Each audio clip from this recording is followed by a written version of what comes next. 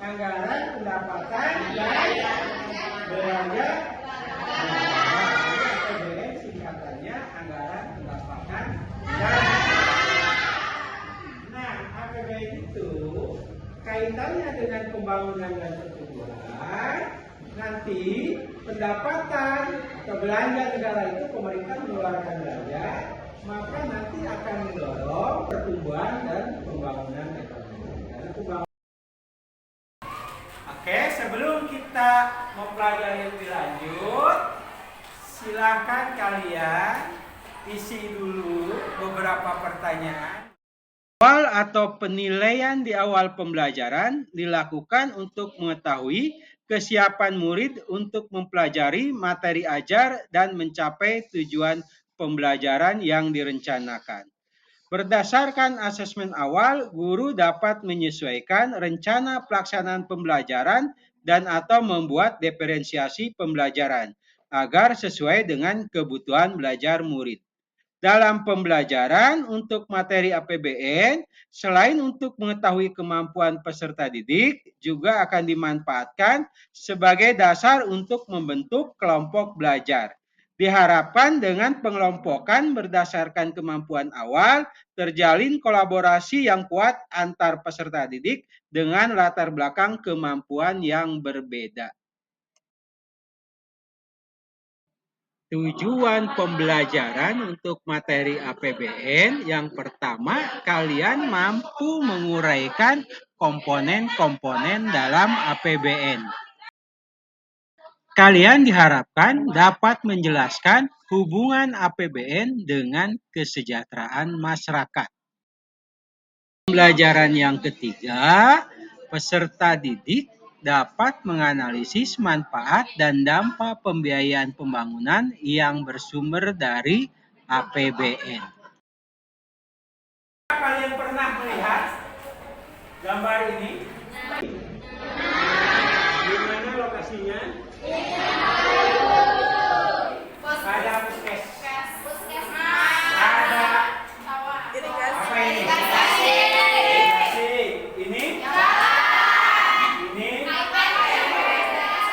KIP. Kira-kira apa dampaknya bagi masyarakat? Baik, izin menjawab. Dampak atau manfaat pembangunan puskesmas yang didanai oleh APBN, yang pertama adalah akses ke layanan masyarakat, yang kedua pemerataan fasilitas kesehatan, dan yang ketiga kualitas kesehatan masyarakat.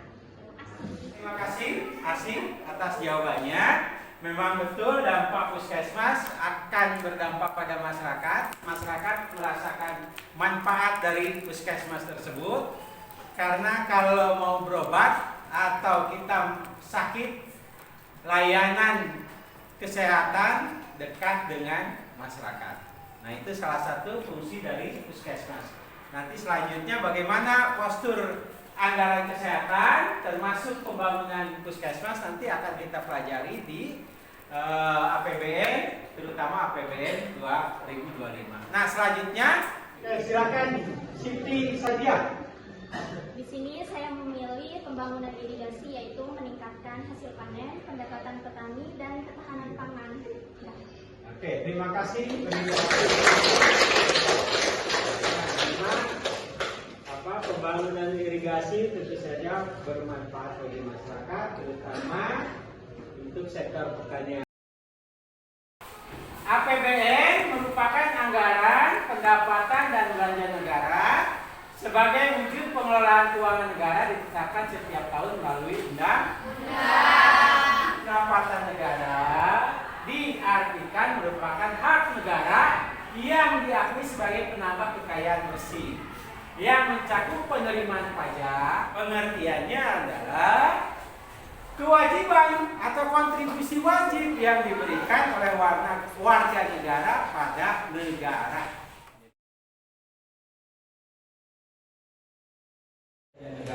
Belanja negara adalah semua pengeluaran negara yang digunakan untuk membiayai belanja pemerintah pusat dan belanja untuk daerah. Nah, belanja negara, apa saja belanja negara?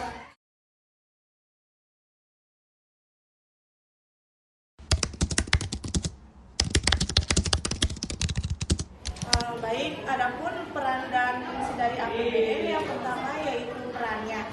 Perannya yaitu sebagai alat pembangunan nasional dan investasi perekonomian. Sedangkan fungsinya yaitu sebagai perencanaan, alokasi, dan pengawasan. Terima kasih. Selanjutnya, untuk lebih memahami APBN, maka kita akan membedah informasi APBN 2025.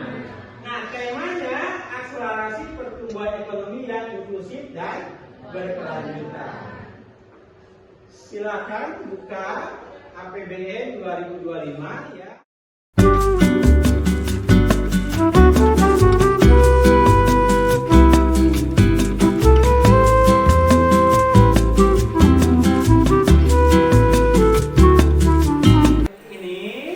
Informasi APBN 2025 ini kita mengetahui sekarang berapa sih jumlah APBN 2025.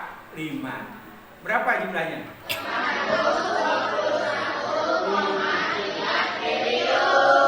Nah, berarti APBN 2025 pendapatan lebih kecil daripada belanja. Di informasi APBN 2025 terlihat adanya defisit. Berapa defisitnya?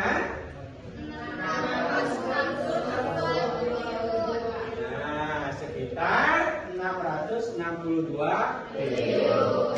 Nah, APBN 2025 itu dengan tema akselerasi pertumbuhan ekonomi yang inklusif dan berkelanjutan. Pertanyaannya, setelah kalian mempelajari tadi informasi APBN, apa makna akselerasi pertumbuhan ekonomi yang inklusif dan berkelanjutan? Jadi akselerasi pertumbuhan ekonomi yang inklusif dan berkelanjutan pada APBN 2025 ini merujuk pada upaya mempercepat pertumbuhan ekonomi agar lebih cepat dan memberikan manfaat yang adil bagi seluruh lapisan masyarakat. Jadi, akselerasi pertumbuhan ekonomi yang inklusif dan berkelanjutan berfokus pada pilar-pilar seperti program makan bergizi gratis dan renovasi sekolah, serta peningkatan industri dan transformasi hijau untuk meningkatkan UMKM di daerah setempat.